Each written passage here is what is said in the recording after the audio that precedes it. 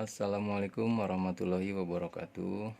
Di video kali ini saya akan membagikan pengalaman atau tutorial, yaitu membedakan jenis-jenis bahan untuk kaos ya, baik itu kaos oblong ataupun kaos wangke ya. Tapi sebelum ke tutorialnya, jangan lupa subscribe, like, dan komen, juga nyalakan notifikasinya supaya tidak ketinggalan video terbaru berikutnya. Baiklah, untuk selanjutnya kita lanjut ke penjelasannya. Saya rangkum menjadi 6 jenis bahan ya, bahan kaos. Sebenarnya untuk jenis bahan kaos ini banyak ya, cuman kita rangkum menjadi 6 jenis gitu. Yang pertama, jenis bahan high gate ya, seperti ini. Bahan high gate ini ada dua jenis ya, high gate biasa dan high gate super. Cuman yang saya pegang ini jenis high gate super ya.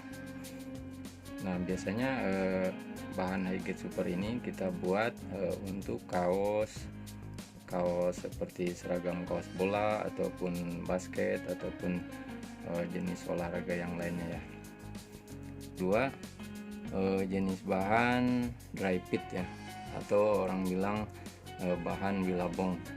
Nah, jenisnya seperti ini. Jadi kalau bahan dry fit ini kayak ada pori-porinya ya, kayak ada bolongan-bolongan gitu ya, seperti ini. Dan ini juga sama untuk kaos olahraga ya. Biasanya kaos olahraga untuk bola biasa ada celananya juga ya, biasanya pakai bahan ini, yaitu bahan untuk bahan TC ya. Nah, bahan TC ini juga ada dua jenis, yaitu TC PE dan TC katun. Nah, cuman yang saya pegang ini TC PE ya. Jadi jenis bahan TC PE ini dia ada nggak ada luar dalamnya ya. Jadi luar dalamnya itu sama. Biasanya dipakai untuk kaos olahraga, seragam anak sekolah ataupun seragam olahraga yang lainnya ya.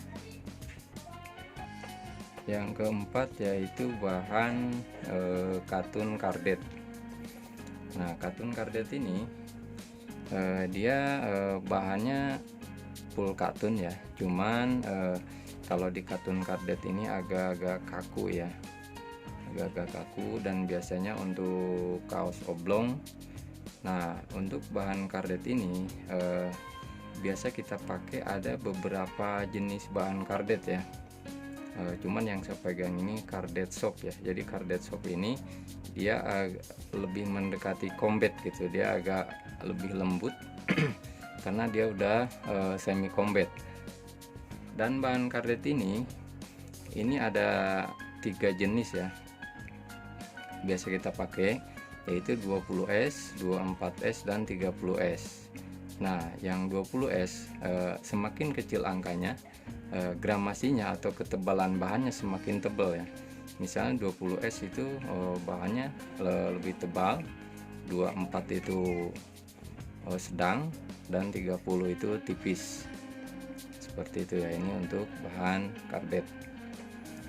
Nah, yang kelima ini bahan jenis combat ya. Dan untuk warna, semua warna itu ada ya. Kita lihat di katalognya, biasanya lengkap gitu ya.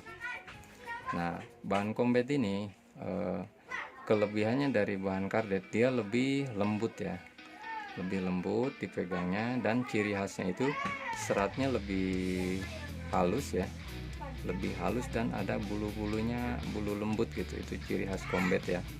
Nah, kalau orang yang awam yang nggak biasa main di bahan kaos, mereka suka nyaru ya antara bahan kardet dengan bahan combat. Sebenarnya kalau kita udah biasa, dari cara megangnya aja udah ketahuan gitu ya perbedaannya.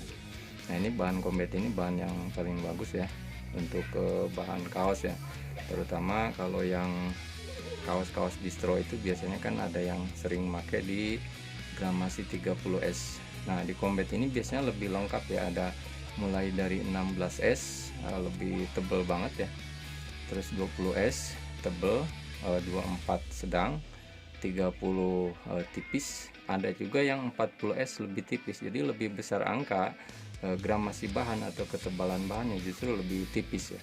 Itu tergantung kita mau pakai di bahan yang gramasinya berapa gitu. Tapi pada intinya bahan combat ini lebih bagus ya.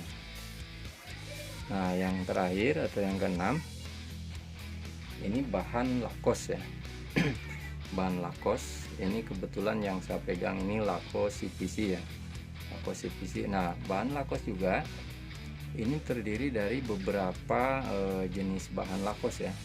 Mulai dari lakos PE, lakos CPC, dan lakos PK katun ya. Nah, perbedaannya kalau untuk lakos PE dia lebih banyak kasmilonnya ya. Jadi sedikit agak panas kalau kita pakai. Nah, kalau untuk bahan CPC ini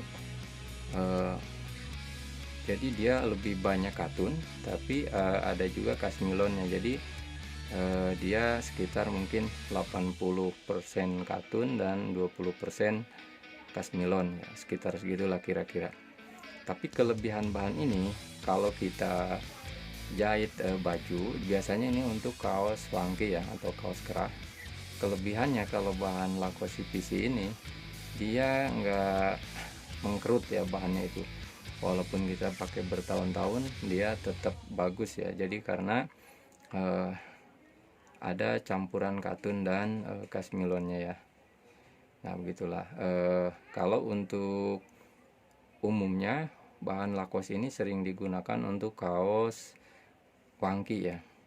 Kalau dibikin oblong jarang ya. Cuman kalau untuk di bahan kardet ada juga untuk di 20S nya yang bikin kaos funky ya. Cuman kalau di bahan-bahan katun biasa jarang dibikin funky karena nanti timpang dengan kerahnya ya. Nah, itulah 6 jenis bahan untuk baju kaos ya, baik kaos oblong ataupun kaos funky. Demikianlah untuk video kali ini, semoga bermanfaat. Terima kasih. Assalamualaikum warahmatullahi wabarakatuh.